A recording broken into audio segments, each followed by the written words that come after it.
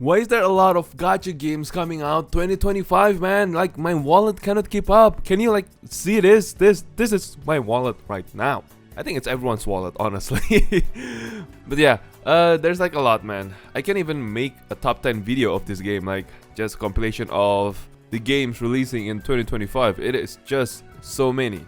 There is SD Gundam G Generation Eternal, releasing this year, right? I mean, not releasing, sorry. Released this year. Crystal of Atlan just released. Memento White Shadows just released. So there's like a lot of gacha games coming out in 2025 or has already come out in 2025. Now, I'm here just to talk about what all of these games are all about. So let's get to it. So first, let's start off with SD Gundam G Generation Eternal, released in 16th of April 2025. SD Gundam is of course a tactical RPG gacha game developed by Bandai Namco that quietly dropped after a long silence, and honestly, it's a pretty good mobile game. If you have played any of the older SD Gundam or Super Robot Wars games, you will feel right at home.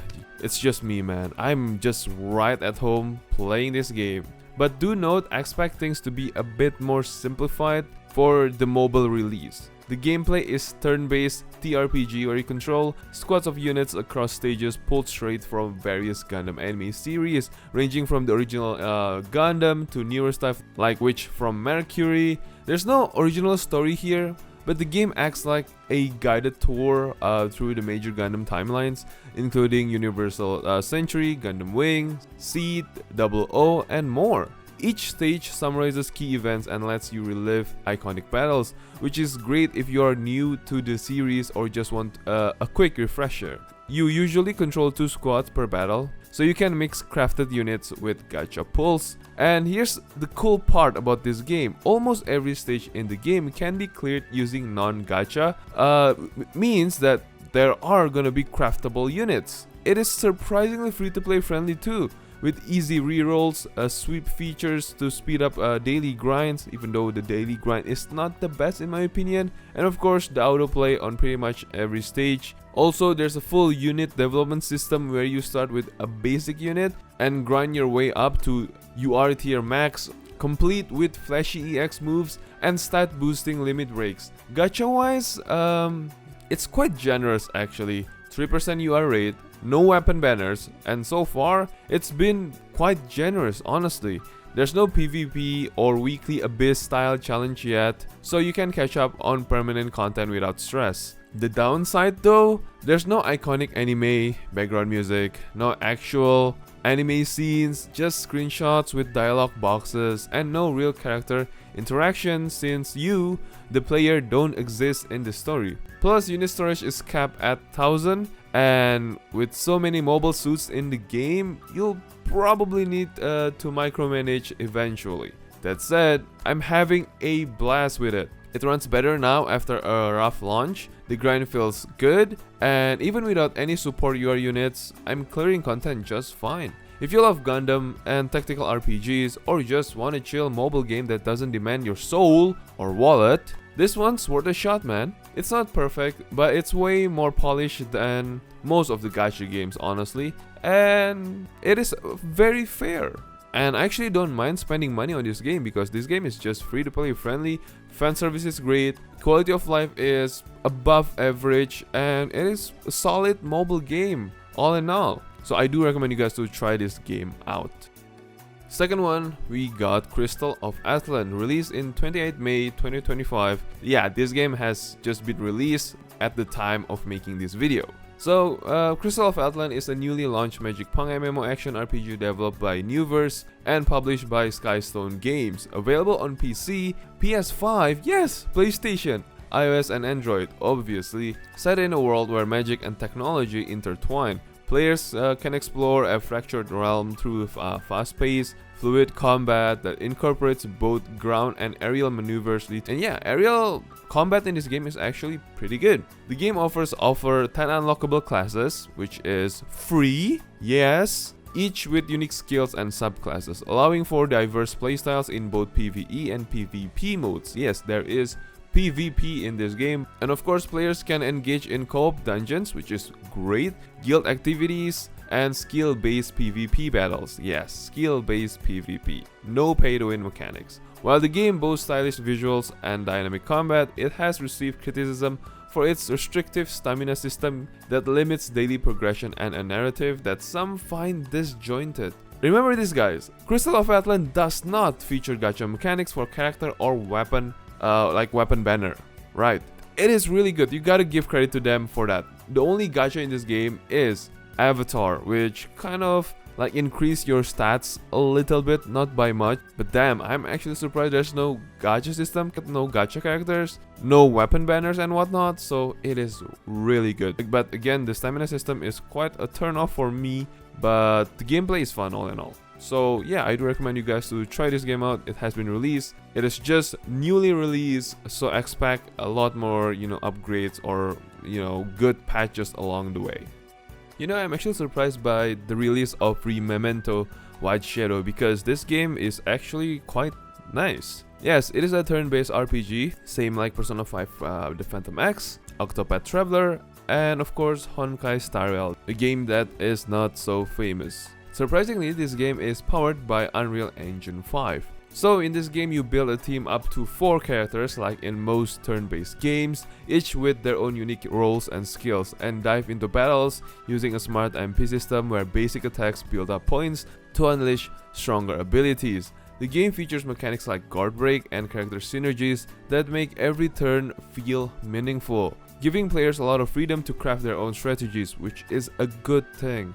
Outside of combat, the game offers exploration with no loading screens. Yes, kudos to them, there are no loading screens in this game. Well, I don't know, maybe cutscenes can be said as loading screens, and like climbing a stairs and whatnot also can be said that's a loading screen, but it is really minimal. And tons of content like dungeons, high level challenges, PvP modes. Yes, this game has PvP, which kinda, I don't know about PvP. I like being competitive in a gacha game, like in Epic 7, Summoner's Wars, something like that. But in a way, if you have PvP in a gacha game, that means you gotta keep up with the meta, right? And to keep up with the meta, you gotta give them money just to keep up with the meta. I forgot to mention about the gacha system in this game. The gacha system in this game is actually pretty generous, with a pity system that carries over between banners and doesn't force a 50-50 gamble, making it more free-to-play friendly. One of the best things about the game is the Shadow Awakening system, where you can upgrade characters without needing dupes, which makes progression even smoother, which is great. However, there is something to be aware of in this game, which is of course the PvP system and some bugs, of course, and performance issues. I get a lot of starters, and since it originally launched in Korea, some parts of the story might be confusing due to missing or awkward English localization, but then again, it is a minor nitpick. Oh my god, I forgot to mention the bigger nitpick is that this game was launched in soft launch state. So C players, you have to use VPN to play this game. But hey, if you enjoy stylish strategic RPGs with tons of content and cool character designs, Memento White Shadows is definitely worth to try. Oh boy, my most anticipated gacha game of all time, it is Persona 5 The Phantom X. Released in 26 June 2025. P5X really brings me back to the good old days of playing turn-based JRPG and Persona 5 Royale. For me, this game is the perfect turn-based gacha game because it is really similar to Persona 5 Royale, which is a good thing because Persona 5 Royale is the GOAT of turn-based JRPG. In this game, you can increase your confidence with your friends, similar to Persona 5 Royale.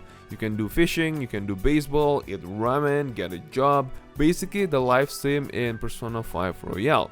And the story and voice acting here is also top tier. It doesn't have this long wait between dialogues like in, Honkai Star Rail. Graphics are nice, music is amazing, it's top tier. So really cannot wait for this game to be released. Man, I am not enjoying these days, man, just waiting for this game to be released. Because if Atlas give me a good Persona 5 meal, I'll take that shit. I'll eat that shit even if I gotta pay for the ketchup.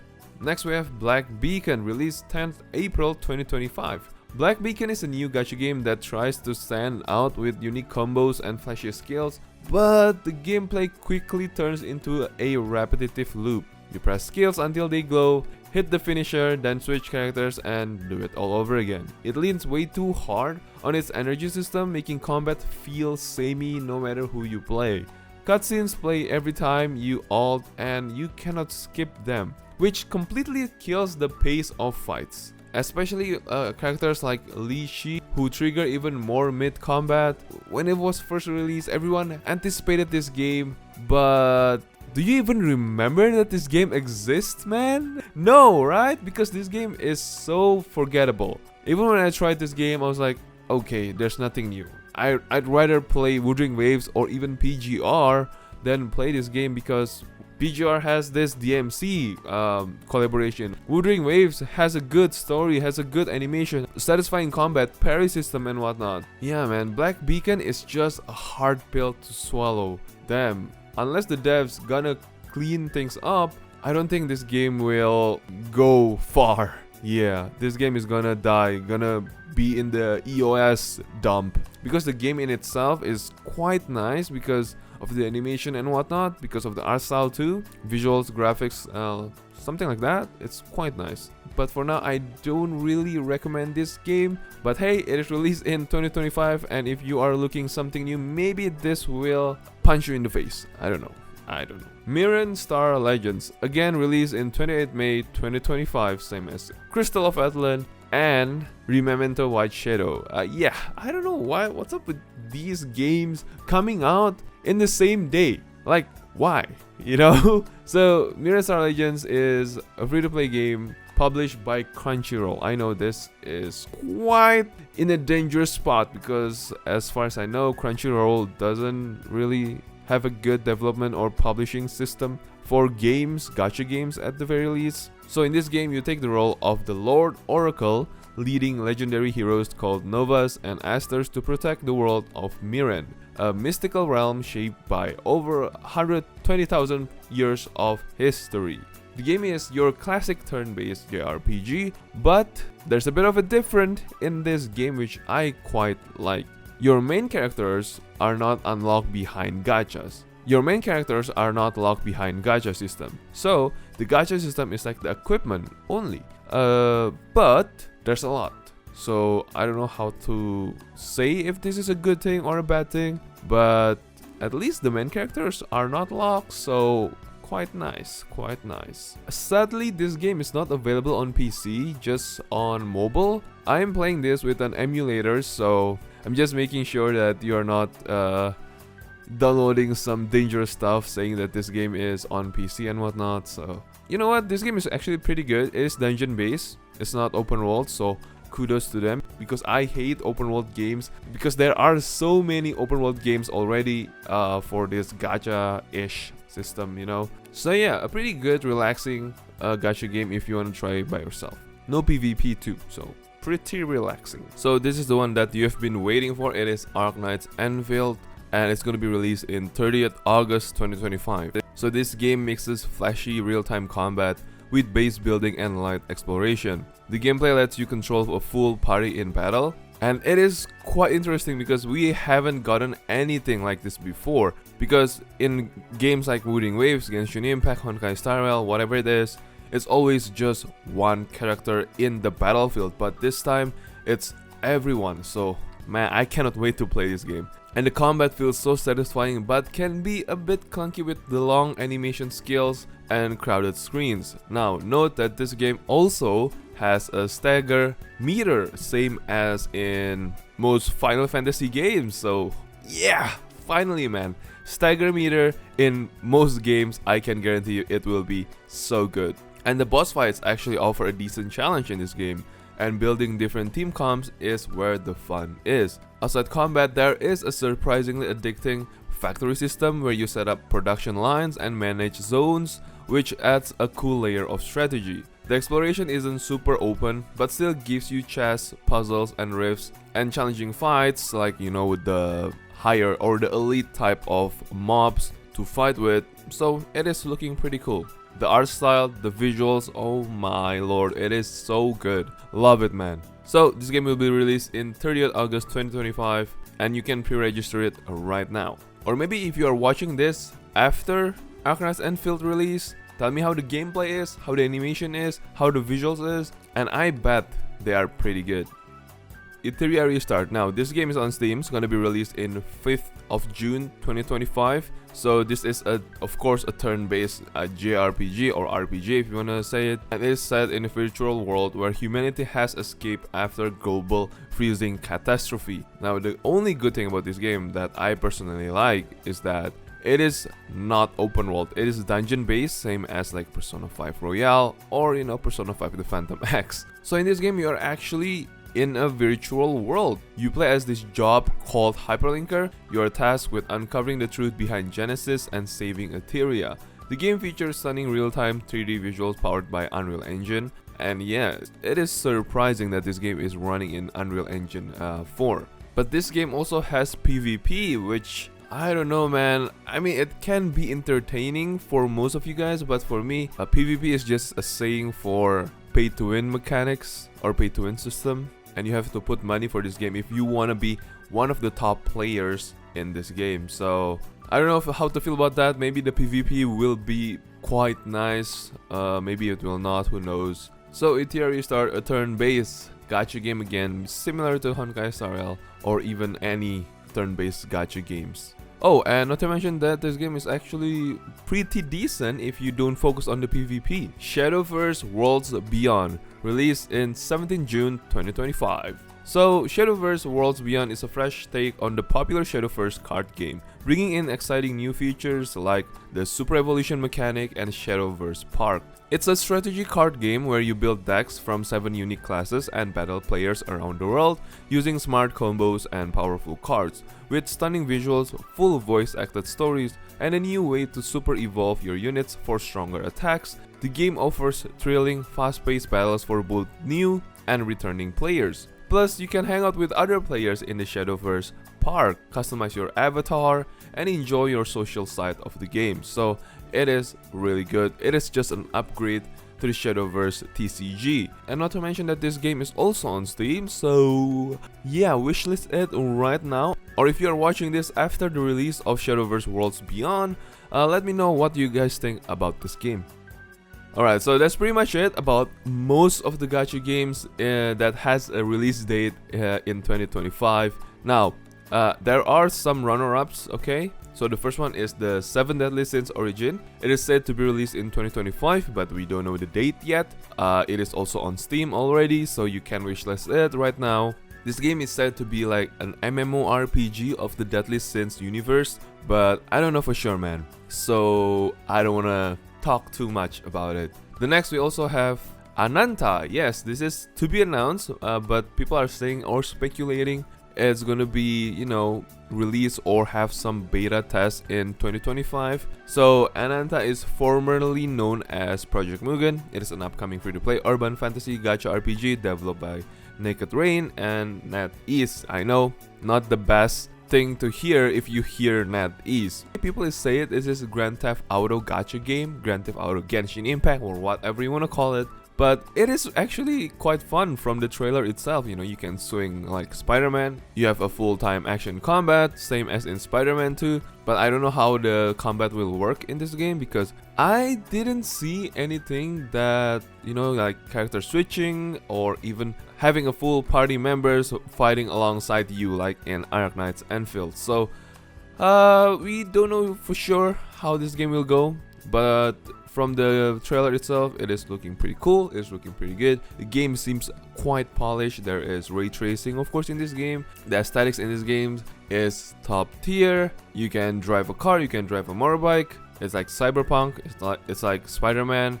It's like Grand Theft Auto. Yeah, it's like most of the good things about most games. But it is quite an ambitious gacha game, guys. So hopefully it will not getting more delays, and hopefully the development team will have a smooth sailing development series process. All right. So this is pretty much it about most games releasing in 2025. Yes, we are stuck, and my wallet is not ready for this. So hopefully you guys are also enjoying most of the games releasing in 2025 or has been released in 2025. Thank you for watching this video. As always, have fun with your games, stay chill, and keep gambling. Haha. Alright, that's a joke, guys. Don't gamble, please.